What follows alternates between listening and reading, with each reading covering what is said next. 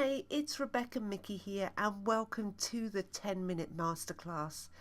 In this masterclass, I'm going to be talking all about white noise, why you need it, and how it actually can help your child sleep.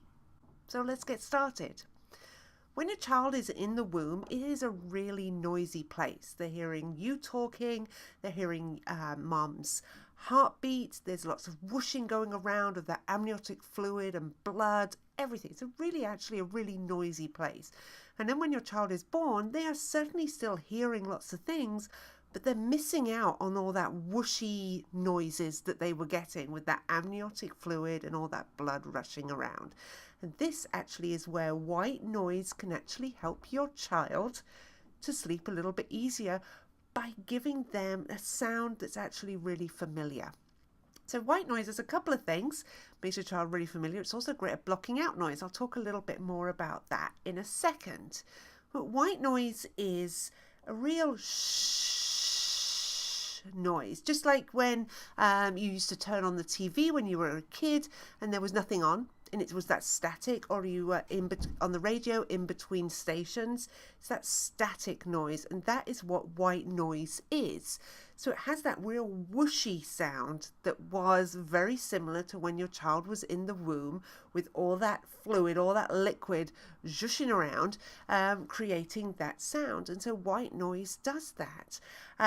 Luckily, we have white noise machines and there are apps and all sorts so that we can help create this environment for your child.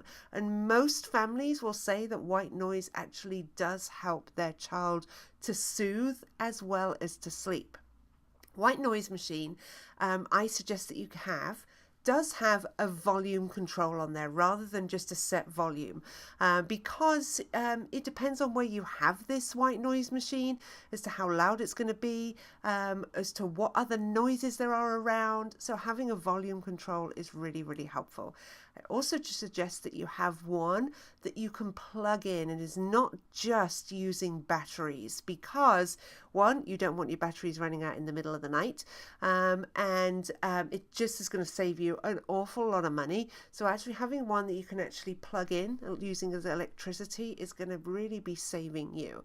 So those are the two real main things that I suggest. Now, as I said, you can get apps. Apps are great. Then there are many different white noise apps out there. The only thing that I suggest is if you are using an app on your phone or on a tablet, would be to make sure that you are connecting this to speakers.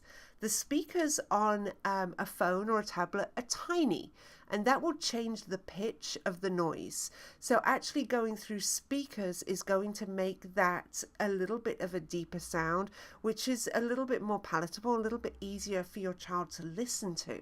So a deeper, rumblier sound is good. So speakers are a real must if you're going to be using just a phone or a tablet and using one of the many different apps that are out there. Now, volume is something that comes up a lot. At what volume should we have this white noise? It should be like you're in the shower, and that's kind of the tone that you want to be listening for as well. It's a deep, rumbly sound that we're after, and it needs to be a volume of what it's like when you're in the shower. But you don't want this blasting in your child's ear. You want to have this in the room. Now, where I suggest you place your white noise machine is in between your child and sort of the noise of the house. So you may have the white noise by the door, because you can use this white noise for blocking out household noises. If you have an older child or just doing stuff in your house, this can help kind of block out some of the noise. So having the white noise machine positioned between your child and the door, where the noise is happening behind that door, can help kind of create a wall of white noise, and that can help kind of block out some of the household noises that can help your child sleep. I would use white noise for naps and for nighttime. And whenever your child is sleeping, you can get some portable little white noise machines that you can use when you are out and about. There's the Baby Shusher, there's the Whisper, which you can use both at home and when you're out and about, or you can just have that machine at home. Just a word of warning, white noise can become pretty irritating. I personally don't like the actual white noise sound. It's a bit too high pitched, and it really does irritate me when I'm listening to white noise. And it can do the exact same thing for your child. As your child's hearing begins to mature, and this can be around 4 months of age, the white noise can seem to lose its, not quite as effective. And that is because your child's hearing is beginning to mature, and it's again that high pitched in the white noise is just not very easy to listen to. Then I would still continue to be using this white noise, this noise, but you may want to change the tone. So look for brown noise or pink noise. There are many different colors of noise, and they all have different tones. The pink noise and the brown noise have the high pitched of the white noise taken out. So I find them much easier to listen to. It's much easier for me to listen to, and it's going to be actually much easier for your child to listen to as well. So when you're choosing your white noise machine or that app, make sure that you have different tones there that can actually then be used. So as your child's hearing matures, you can then change that, and it can be that you're going to get the benefit of having that noise in the room, great for blocking out household noises, and then helping your child sleep. Another question I get lots is, how do I then get my child to not be needing to have the white noise? And a lot of adults will use white noise. Maybe they'll have a fan in the room, or they'll have a white noise machine, or using brown noise or pink noise, blue noise, that they will fall asleep to. A lot of adults do that. So you don't have to eliminate it at all. The way that you can, if you want to eliminate the noise in the room, would be to having this volume. This is where it comes in really helpful. You can then begin to just reduce the volume as your child is falling asleep. And if you were keeping it going all through the night, just keeping that volume reduced, and then just over a couple of weeks, gradually working down to nothing.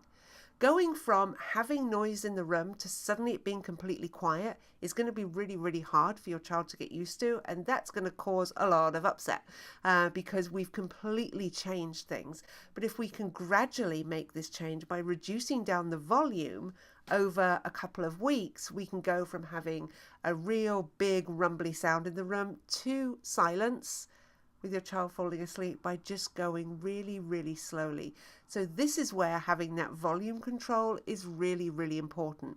If you have a white noise machine that doesn't have a volume control, you can be moving that further away from your child. So it's doing the exact same thing.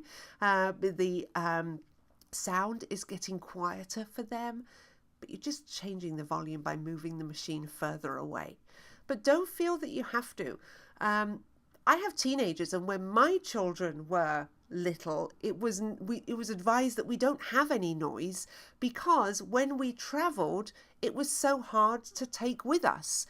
If you were traveling and you were going to a different country, you needed to have your adapter for the plug, and it just got really confusing and hard work.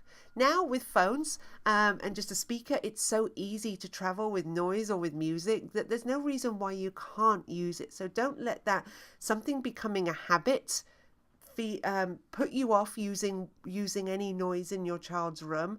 There are no bad habits, and white noise, brown noise, pink noise is certainly not a bad habit to have. It is something that we can continue in the future. So don't let that put you off. Thank you for watching this 10-minute masterclass. I'll see you soon. Bye-bye.